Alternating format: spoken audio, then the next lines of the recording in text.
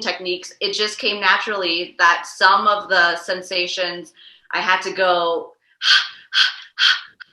to breathe through it. Other ones I was able to do long ones. And then other ones that were even more intense, I had to just be silent.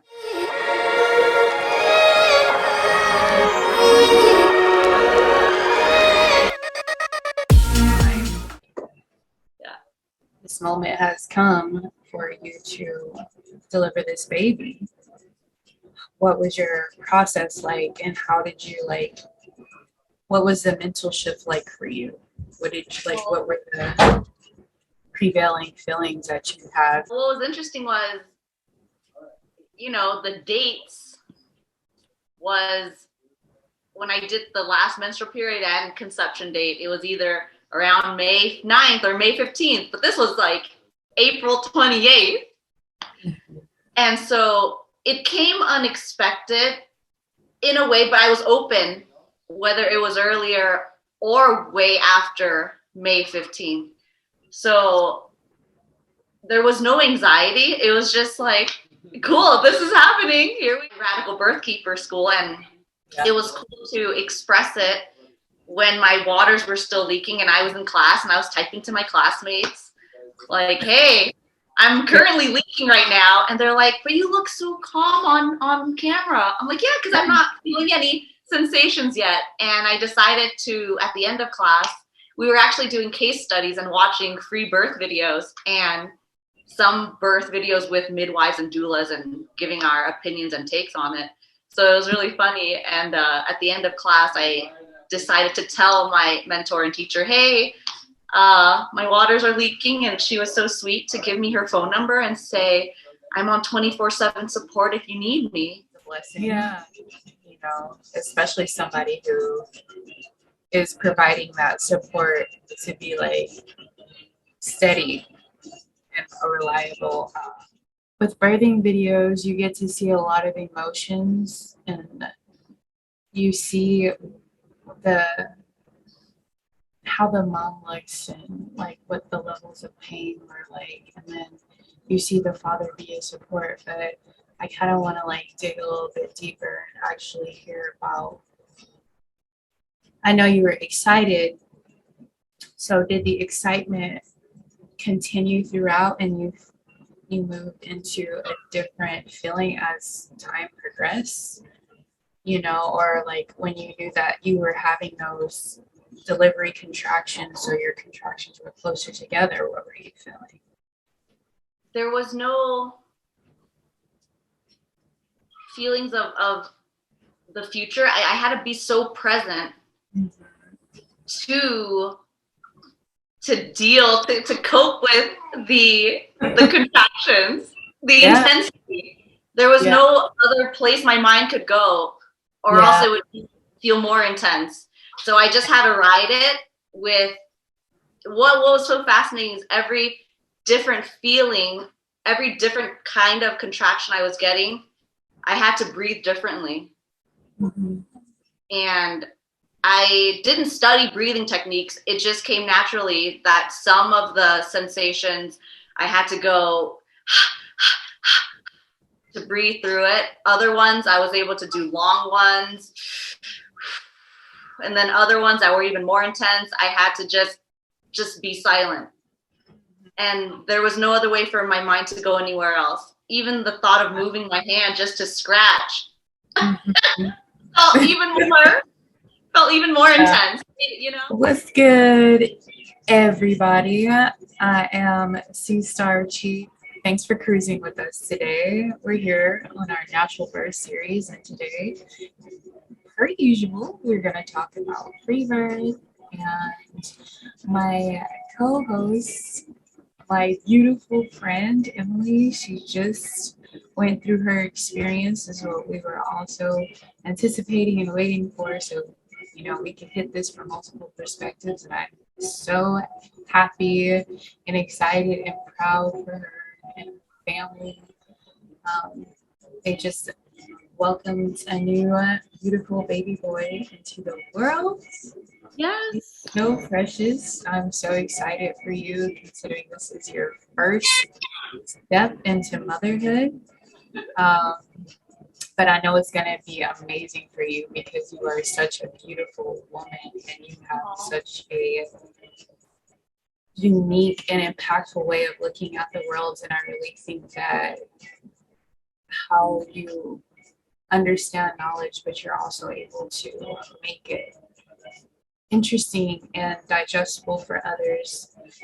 It really moves me. So I'm really happy that we can like have this opportunity to share our experience um, with like-minded women and men, mothers and fathers, and those who are wanting a family or wanting to become mothers and fathers. There is a place for us to have open discussions and talk about things that are happening in our world where our freedoms and liberties are somewhat being restricted by the powers that be, and just the way that we're able to experience this life, you know. So we're here to cruise and ride this thing out with you guys, and we just want to make it as real and authentic and genuine as possible. Sometimes that can be kind of hard navigating on social media because it is an ocean in itself. There are many waves, and this channel, this podcast is not to create, you know, trends or popularity. We're just here to share our experiences. So, without further ado, we're just gonna jump back in again. I hope you know that was enough time for Miss Emily to tend to her baby boy. Yes. Hi, Yeah. Regina. Thank you for having me. I'm so excited to be here, and thank you for, holding space for me to share my story. Yes. We're excited to hear about it. Um, you know, sometimes we start from the contractions, but I think what we're thinking about in the contractions is like really important to hear because you know typically what we do see in Hollywood or in Western culture is that they like to highlight because I'm part of Western culture, we like to highlight pain, but we don't really say why we're having the pain. Like, why was she feeling that way, or what was she thinking about in that moment? And so that's kind of why I wanted to start off with like how you were feeling when you first experienced the labor and the contractions. And I know labor is also a word that we're trying to destigmatize and maybe I don't know. I haven't really thought of a word for that. Do you have any ideas of like Well, which? another word for, yeah, I don't know what we could say instead of labor, maybe the birth journey. It and is then right. I like using the word sensations instead Mm, of contractions. yeah, It adds more depth to it. it does. I totally feel that. I totally do. Sensations because rising sensations it's different every time, like you can attach a different emotion to a sensation. So Mm-hmm. yeah, I can totally vibe with that. um, I want to know how you communicated with Cody and like in your process, like how did you tell him what it was that you need? How was he able to fulfill that role for you? Yeah. So, I mean, throughout my pregnancy, I kept, as we were watching our videos, on the Complete Guide to Free Birth and the live lectures I was watching on the Radical Birth Keeper School. I just gave him reminders. Like, I thought in the end I would end up having a piece of paper, but he didn't need it. He already knew and Yeah. remembered, and I trusted him with that. So, throughout my pregnancy, I was like, make sure you have electrolytes. I'm gonna need a straw. I like it with ice. I have what is it? I said be specific. Yeah, exactly. I have my water bottle, my canteen with a straw, make sure it's always filled up. I did actually write a to-do list the second night I had sensations on what needed to be done. I don't know I think I wrote it. Yeah, I did. But yeah, I actually wasn't even sure what, I know we're trying to steer away from the word labor, but I wasn't even sure what that meant. Because you, with your last birth, you were going through your, labor or whatever, the beginning to the end. Yeah. 12 hours. Right? The beginning to the end was 12 hours. Yeah. So I would say, mine, it was Thursday night at 10 p.m. when it was right when I went into bed and I felt a gush of water or a gush of the fluids come out. And I was like, what is this?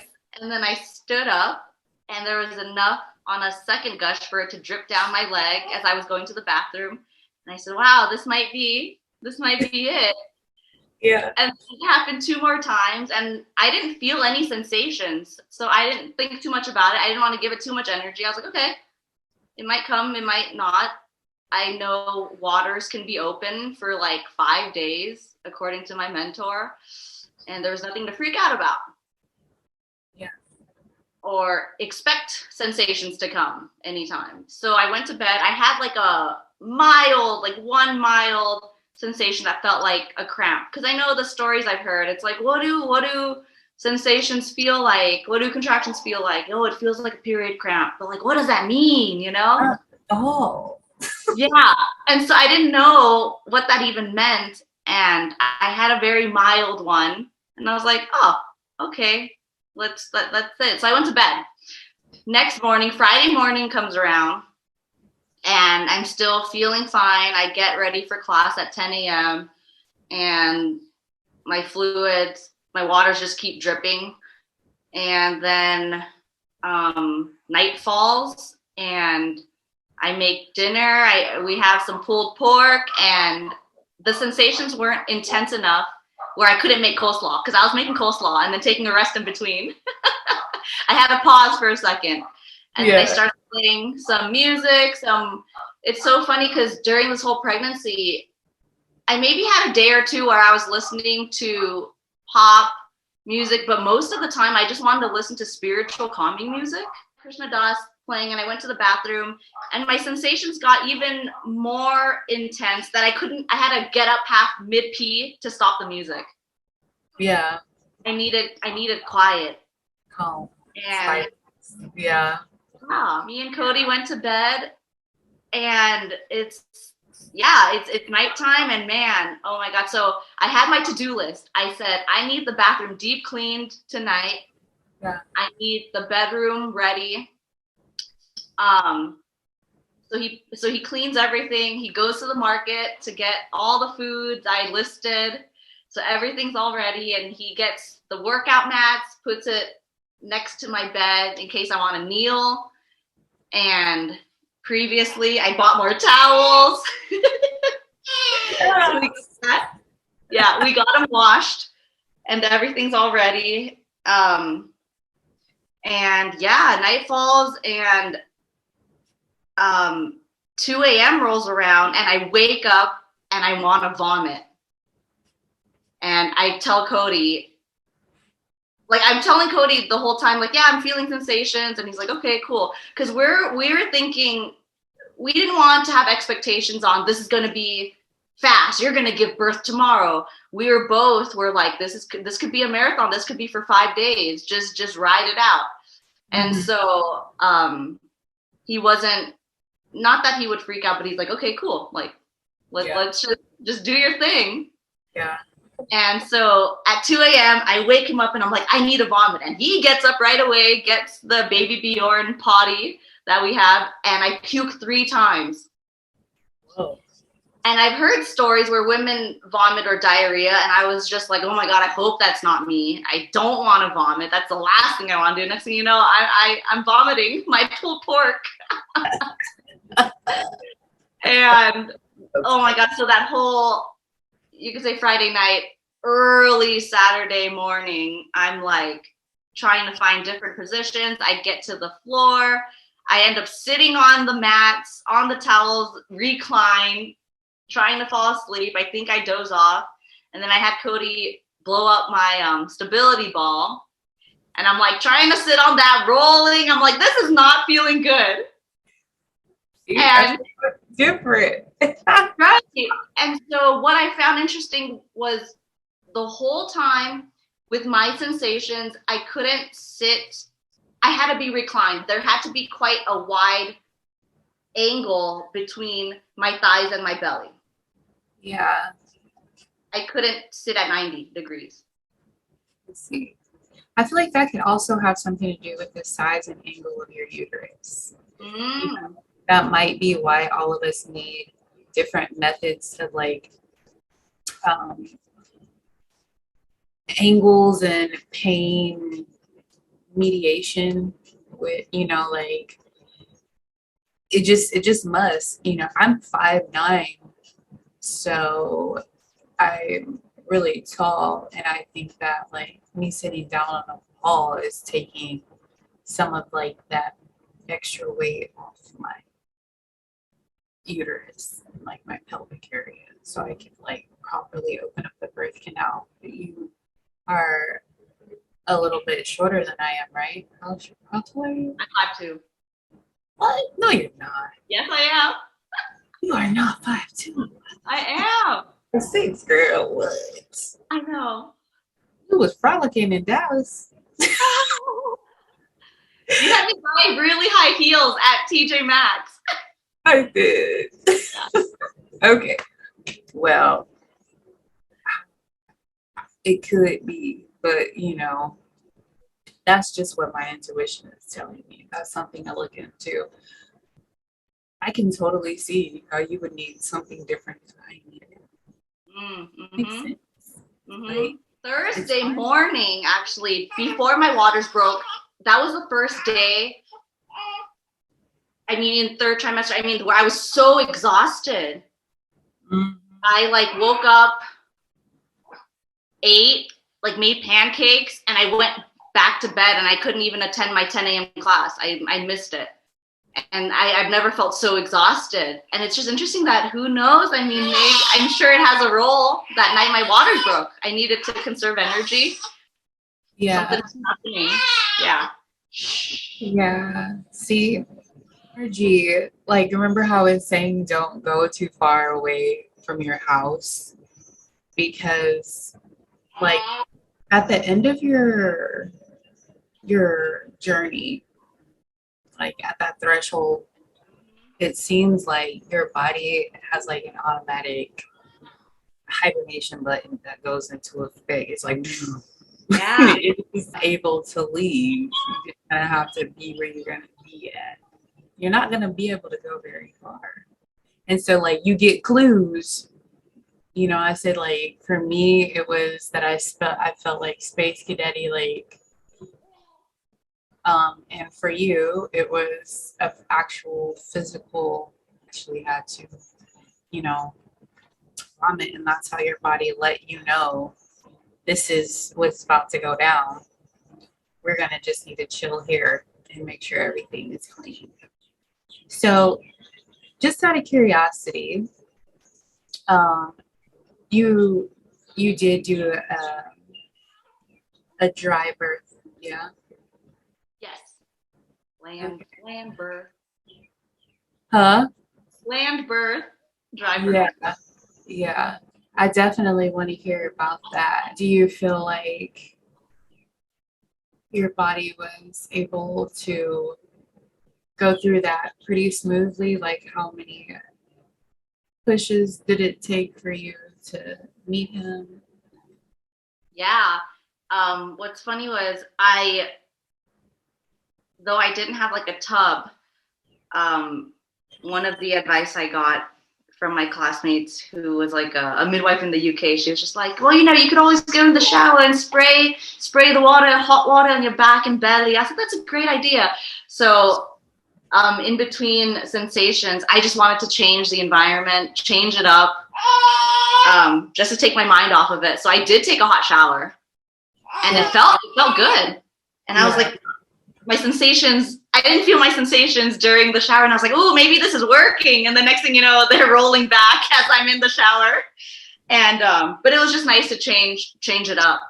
And then I went out, but I think I was fine with that. I at first I wanted one early on, but then I just knew. I mean, it's still cold here in Idaho. It wasn't hot. Mm-hmm. But I've been such just a land person anyways, because of my dry skin and just, so I already knew myself I would be okay with doing it without water. Mm-hmm. Yeah. And that's beautiful. I do think that that's something to highlight. Like, it shouldn't just be only water births and like there's this, for you to do it at home, you have to do it in the water. No, you don't. Get that out of your mind and give birth by yourself. Yeah. And you don't have to have a tub. Like, that is not a requirement. I actually feel like it's even better in some cases, in some situations.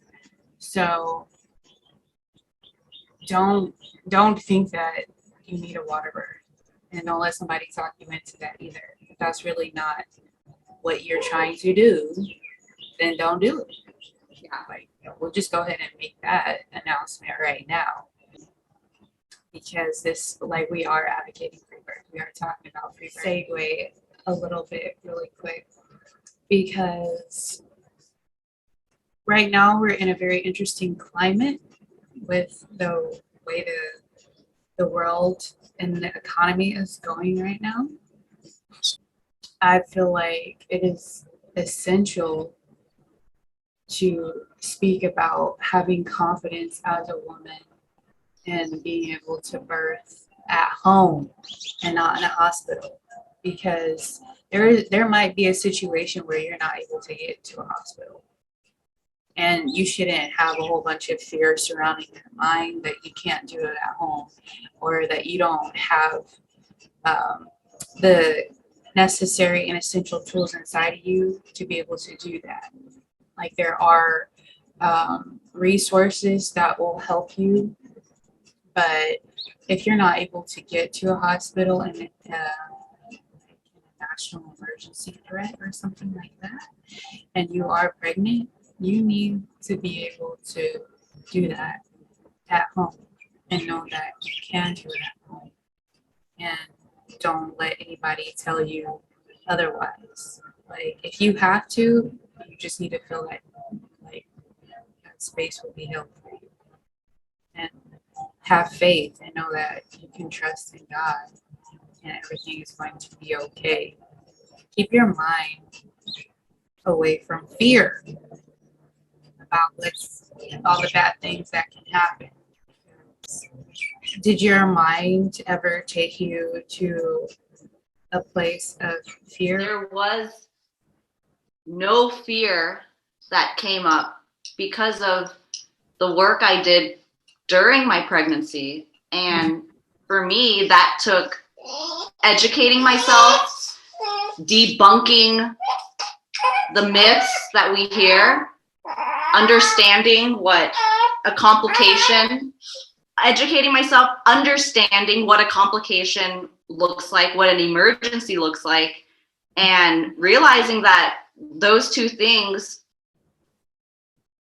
are, like, especially emergencies, like things that could happen, shoulder dystocia, what else? A transverse breech position. Like, I've learned that all of that is so rare. Yeah. The umbilical cord being wrapped around the neck. Yeah. Learning about it just took the fear out of it. So I prepared myself in that way. And I like to kind of use a metaphor, like, before you do a marathon, you don't just, some people do just end up signing up and doing it. Yeah. the triathlon. You don't just do it, you prepare. And for me, that's what it took to prepare to have no fear.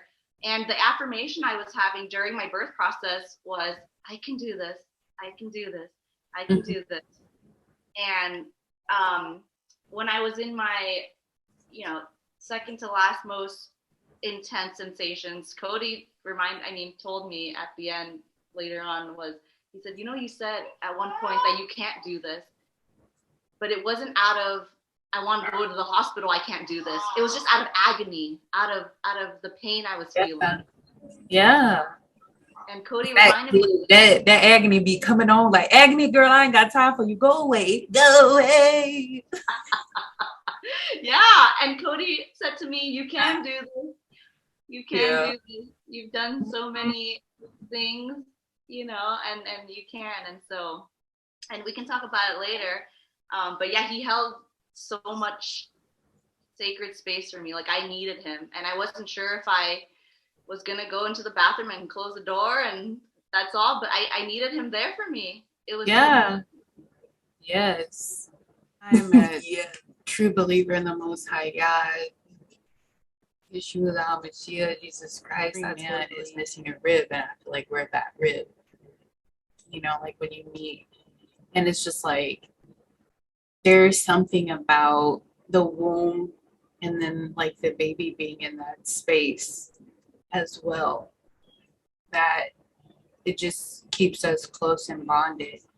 And even though men aren't experiencing the physical aspect of pain, like having that suspense for them is almost similar, because he's having to trust the process just like you are, and also listen to you but not know like what he's about to like witness. They just have to have that immense faith. And so it's so interesting. What did you think? What were your thoughts in your first gaze? Carrying my baby for 9 months, I visualized what could he look like, what could she look like. And when I realized it was a he and he finally came out, it was like,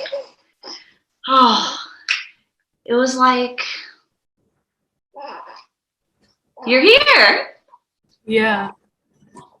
It didn't feel foreign because we've been together for 9 months. Mm-hmm. It was just like, this is you. Right? Yeah. I finally get to put a face to what I've been feeling. Yeah. It's very interesting. Yeah. Like when I look at my baby, I'm constantly like, I wonder what she's thinking about.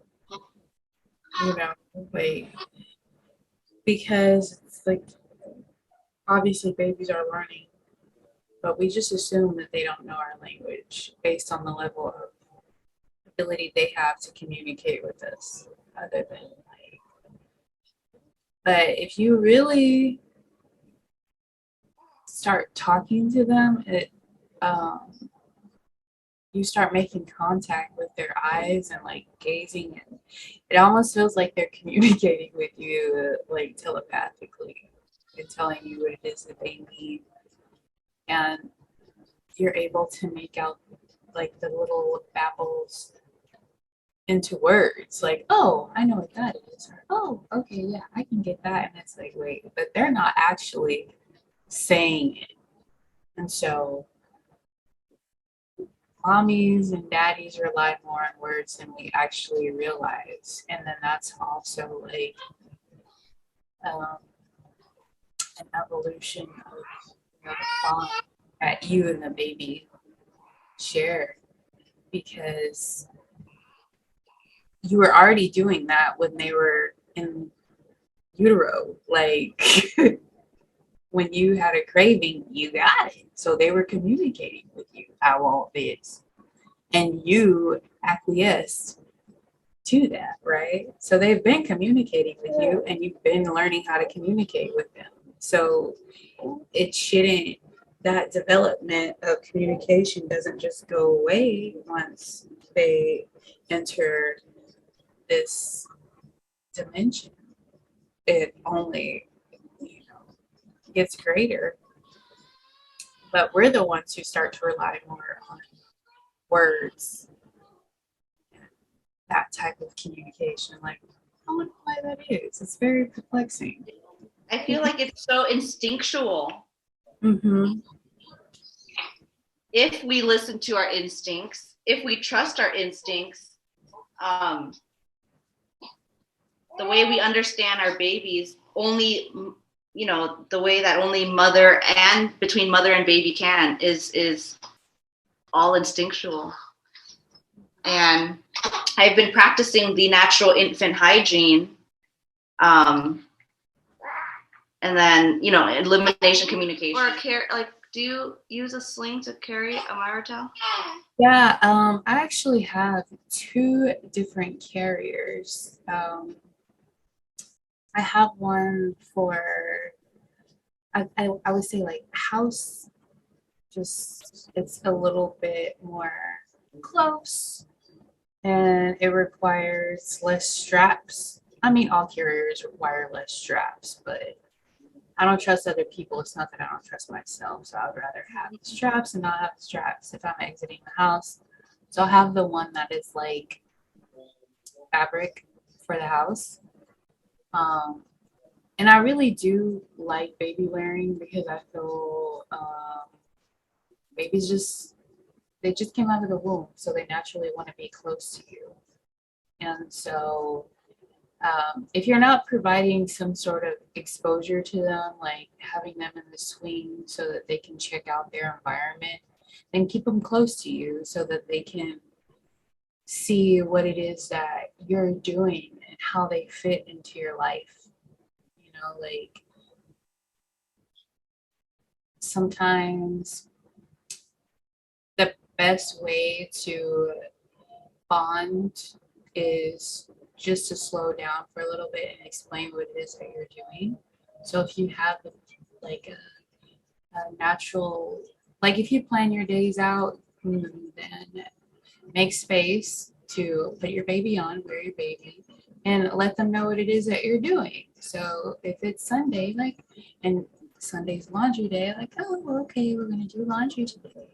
Talk about how you're sorting the clothes and, things like that. Just make it more comfortable for them to see how, what your life is and how they fit. I really feel like that's the benefit of baby wearing as opposed to just laying them in a crib or one of those little baby mats. They get bored too. Babies get bored. Girl, you better come pick me up. Yeah, a boba wrap. It was Cody's cousin gave me one, and I just tried to figure it out today, and it was too loose. I was really excited to use it because I would love to carry Bjorn. I didn't think why I didn't practice doing it before he was born, because now my wrists are hurting, my right wrist, from holding him. But yeah, I am excited to wear him all around because we even took him to the river yesterday. Yeah. And I was carrying him though, we were sitting, but I was limited in wanting to walk because I would have to carry him. Yeah, so I'm excited to figure out the boba wrap. The baby wraps are the best, girl. Let me tell you. I just feel like they're immediately comforted by that, and you can just I will do tasks around the house. I can still go to the park, work out, do what I need to do. And she just cruises. I go back and forth between the stroller and the carrier. We went to the basketball court. She can stay in the stroller. You can shoot hoops, and you're looking out. It's not, your life doesn't end just because you have a baby.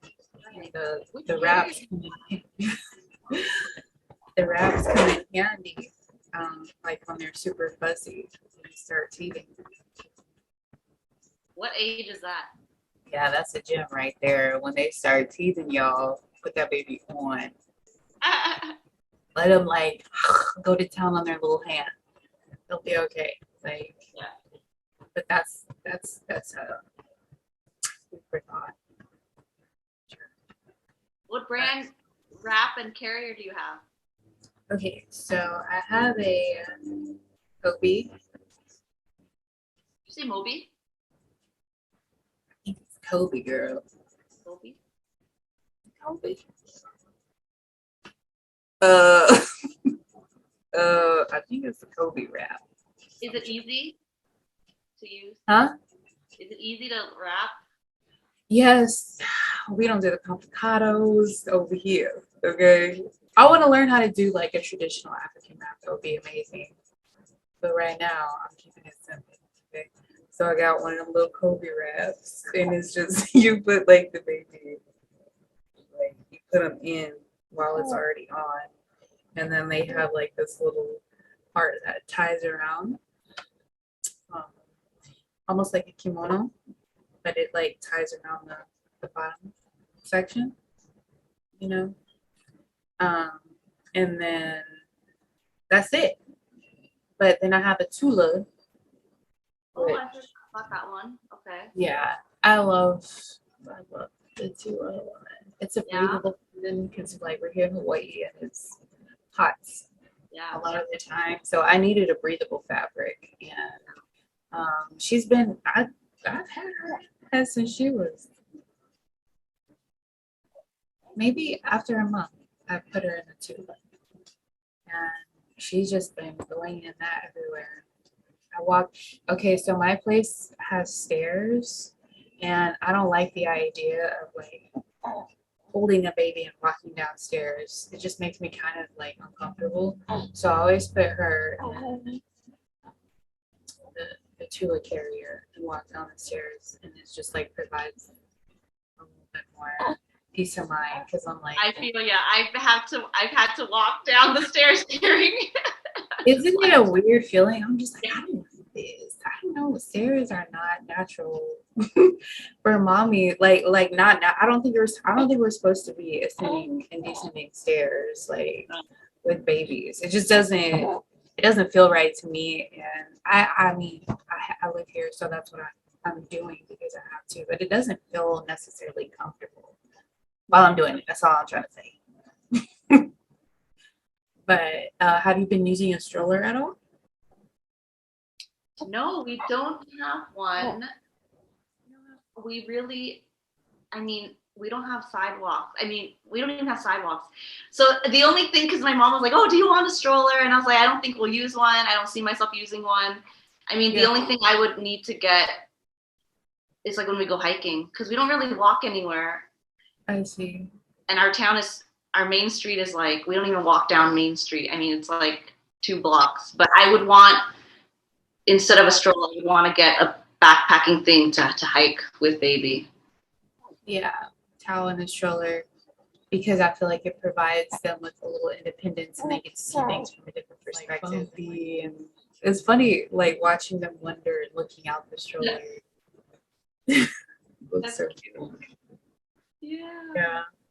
So if you ever get that opportunity to take him in a stroller, you should, and just like watch him and see like how his eyes pick up on things or what he is interested in, because they usually start to show. They usually start to show like other parts of their personality when they're looking at things. Like what they find interesting. Yeah. Are I would say you're a little bit more fluid in nutrition than I am. Like I know nutrition and health, but I think that you again have a different way of looking at it, and because of the location and where you live at, you have access to a different type of resource as far as like where you source your food from. But what did your nutrition look like around the end of your pregnancy? Like, what were you eating? What were you I was eating a lot of animal-based foods, like, making chicken soup with backs and necks. And I made sure that my chicken and my pork were always pasture raised. With beef, it didn't have to be grass fed. I was eating a lot of, and it was just in terms of, life, because it's just Cody and I together. In terms of like first meal of the day, Cody would make me a raw milk smoothie. So raw milk with cacao powder, some collagen powder, and a banana with some nut butter or some soaked and dehydrated on low nuts blended up. Okay. And then I would have grass-fed full-fat yogurt with berries. So yeah, I would say every meal was animal based, which kept me satiated. And we even made like pasture raised pork chops with rice with a lot of butter on it, white rice with a lot of grass fed butter on it with salt.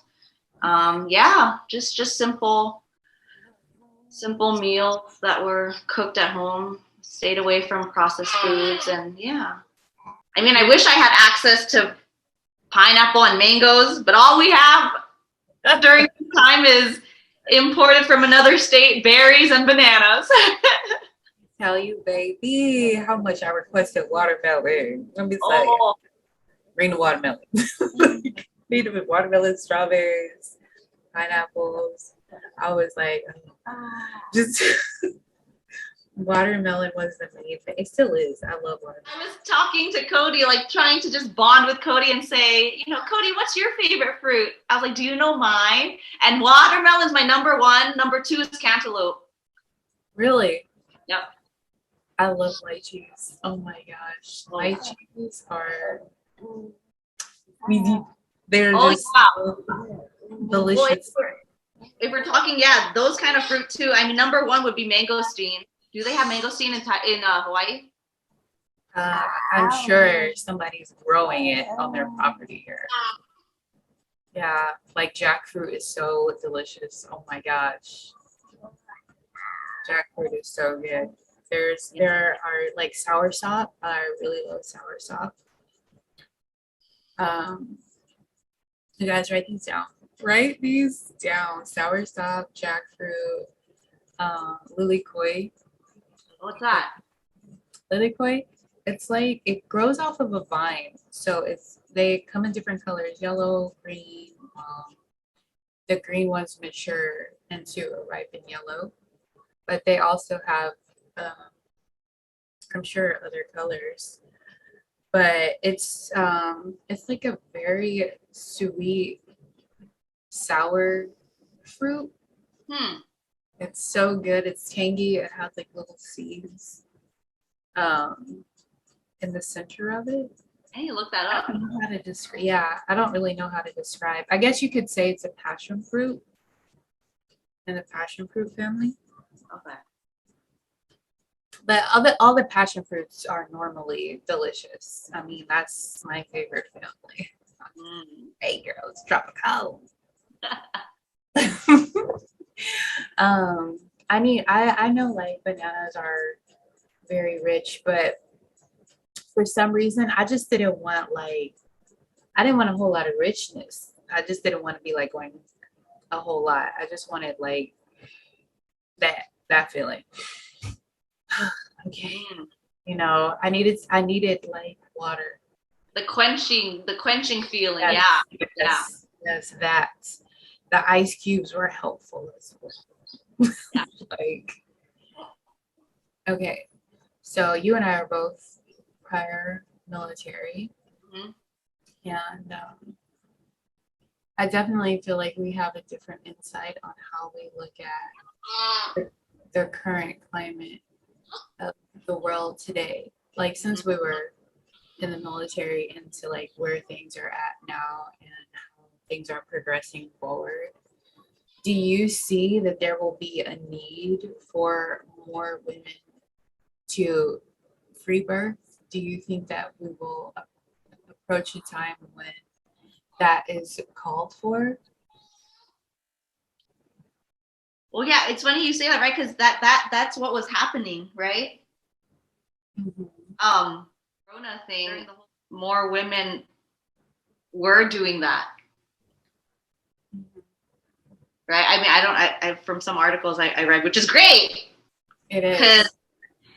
I mean, whatever their reason was, whether they didn't want to deal with that and, believe stuff, or because they finally had a reason where they could and tell their families, yep, I'm doing it, right? Whatever their reason was. But I think as information spreads, just like you doing this podcast and us sharing our stories and what we did, I think more women are going to, but I also think that there's still always going to be that group of women who may not feel confident to free birth, but hopefully want to seek out information or learn that they have choices. Yeah.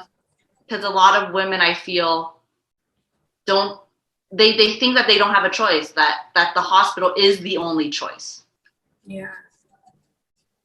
So I think if we just continue this movement,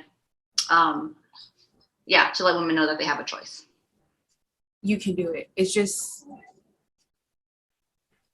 what's the word that I'm looking for? I impress upon you to wake up and to dig a little bit deeper and see that a lot of conveniences, when they're taken away from you, they put and apply a different amount of pressure to you. And nothing is ever the same forever. Like, hospitals have been around for a very long time, but the way that our economic system looks right now, and inflation isn't affecting all of us, we need to remember the alternatives when we're facing a situation. Like, never allow an institution that isn't God to tell you that you can't do something. Like, understand what freedom truly is and what that looks like, because there's going to be a moment when you really have to embrace what that means for you, because we don't know what tomorrow may bring, and it just feels really essential and necessary to tell you that you can do it, and that there is a group, a community of women who have also gone through this experience before. Some of us have hospital birth backgrounds, some of us have strictly free birth, some of us are mothers, but we've all gone through the process. And while it may not have been comfortable that entire time, it happened and we did it. And we're here today to share this information. When can you tell us where to find you at, platforms that we can continue following your story? Yeah, you guys can follow me on Instagram, Emily Seeboo, EmilYSeeBoo.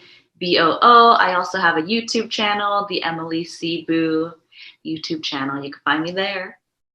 Yes, you guys go support Emily over her YouTube channel and on her Instagram page. And of course, we're going to be keeping her on here and just continue to provide some information and insight into free birth and debunking some of the narratives that surround it and what it actually truly is, from women and men and who've actually experienced it.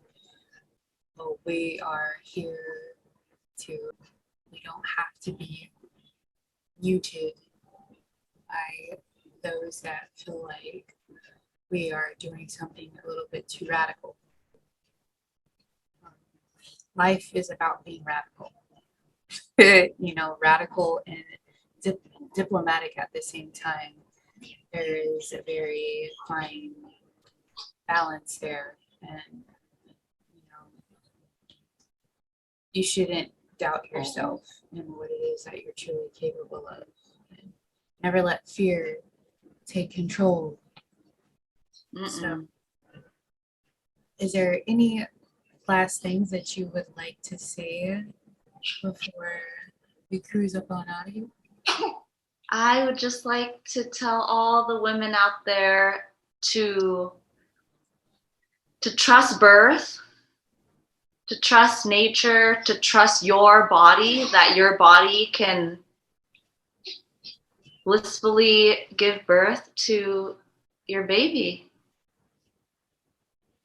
Yes, it can, and it will. You got this. All right, SeaStars, thanks for cruising with us.